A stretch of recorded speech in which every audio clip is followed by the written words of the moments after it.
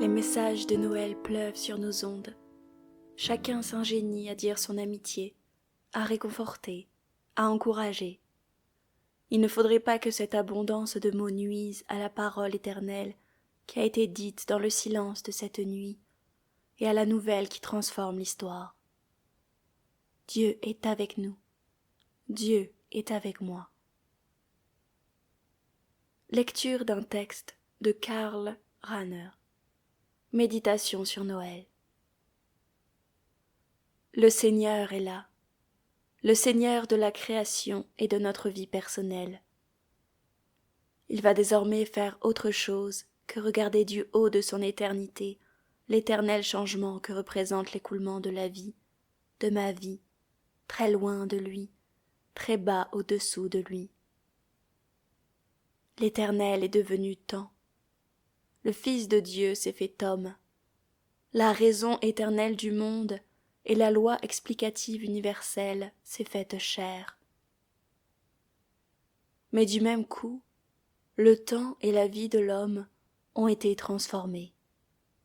Du fait que Dieu lui-même s'est fait homme.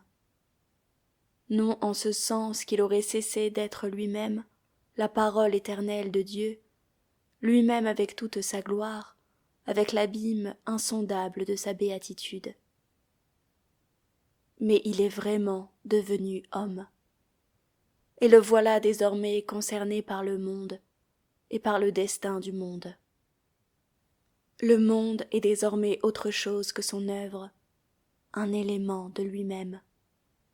Dieu ne se contentera plus de jeter un regard sur le cours des choses d'ici-bas, car le voilà impliqué lui-même dans leur trame, et affecté tout comme nous par sa propre création, tant il partage notre destin, connaît nos joies et éprouve nos misères. Nous n'aurons plus à le chercher dans les profondeurs infinies du ciel, cette immensité sans repère où nos esprits et notre cœur ne peuvent que se perdre.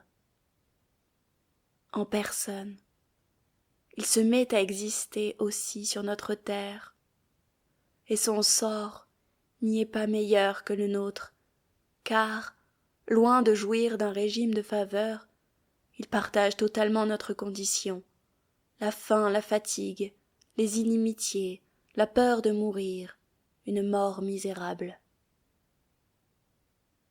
Que l'infini de Dieu ait ainsi assumé l'étroitesse de notre condition humaine, que la béatitude ait assumé la tristesse mortelle de notre terre, que la vie ait assumé la mort, voilà bien la vérité la plus invraisemblable. Mais c'est elle, cette lumière obscure de la foi, et elle seule, qui donne à nos nuits quelque clarté, c'est elle seule qui en fait de saintes nuits.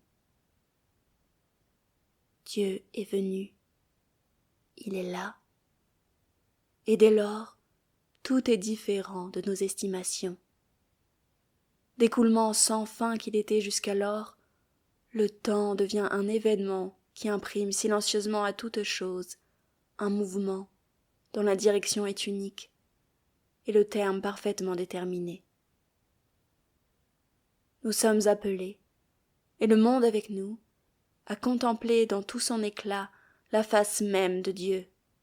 Proclamer que c'est Noël, c'est dire équivalemment que, par son Verbe fait chair, Dieu a dit son dernier mot, le plus profond et le plus beau de tous, qu'il a inséré au cœur du monde et que jamais il ne pourra le reprendre. parce qu'il est une action décisive de Dieu, parce qu'il est Dieu lui-même dans le monde. Et ce mot n'est autre chose que celui-ci. Ô monde, je t'aime. Ô homme, je t'aime. Un tel mot de la part de Dieu, est-ce possible? Quelle suprême invraisemblance! Comment oser le dire quand on connaît, et Dieu les connaît tellement mieux que nous, le monde et l'homme, toute leur horreur et toute leur inanité. Pourtant ce mot, Dieu l'a prononcé, en se faisant lui-même créature, en naissant comme l'une d'elles, et cette parole d'amour faite chair signifie qu'entre le Dieu éternel et nous-mêmes doit s'établir une communauté de personnes dont l'intimité est celle d'un face-à-face et d'un cœur à cœur, une communauté de personnes dont l'existence est déjà un fait. La seule chose que nous puissions faire contre elles étant de nous dérober au baiser de l'amour qui brûle déjà nos lèvres. Ce mot, Dieu l'a prononcé au jour de la naissance de son Fils, et désormais, pendant quelque temps, il se taira. Tout ce bruit que l'on appelle orgueilleusement l'histoire du monde, n'étant qu'une ruse inventée par l'amour éternel pour permettre à l'homme d'apporter une réponse libre à cette parole définitive. Oui, tant que dure cet instant, à la fois bref et long, qui constitue l'histoire depuis Jésus-Christ, l'homme est invité à prendre à son tour la parole en ce monde, pour dire en tremblant d'amour à ce Dieu qui, homme comme nous, se tient à ses côtés. Mais à quoi bon ouvrir la bouche? Il n'a qu'à s'abandonner silencieusement à l'amour divin, car celui-ci est là depuis que le Fils de Dieu est né à la lumière de notre monde. Le message de Noël, c'est que Dieu est venu vers nous. Il est venu d'une façon telle qu'il ne lui est désormais plus possible, sans le monde et sans nous, de retrouver l'éclat terrible de sa propre gloire. La naissance de cet enfant a tout changé. À partir du Verbe fait chair, foyer de tout ce qui existe, tout désormais s'achemine, sous la poussée inexorable de l'amour, vers la face de Dieu, sans que le monde doive pour autant être consumé dans ce brasier de sainteté et de justice. Le temps tout entier est déjà enveloppé par l'éternité, du fait que celle-ci est devenue temps elle-même. Toutes les larmes sont d'ores et déjà taries à leur source la plus secrète, parce que Dieu, après les avoir pleurées lui-même, les a essuyées à jamais sur ses propres yeux. Toute espérance devient réellement possession, du fait que Dieu est déjà possédé par le monde. La nuit du monde est d'ores et déjà clarté.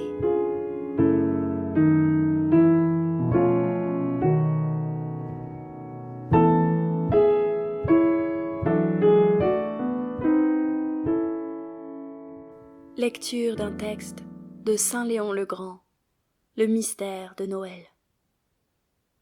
Frères bien-aimés, notre Sauveur est né aujourd'hui. Réjouissons-nous.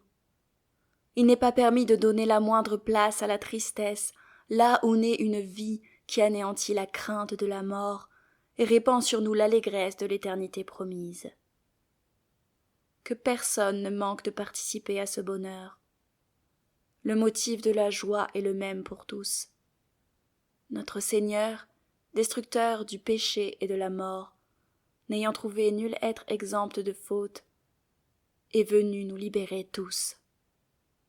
Qu'exulte l'homme saint parce qu'il touche la récompense, que se réjouisse le pécheur parce qu'il est appelé au pardon, que prenne courage le païen parce qu'il est invité à la vie.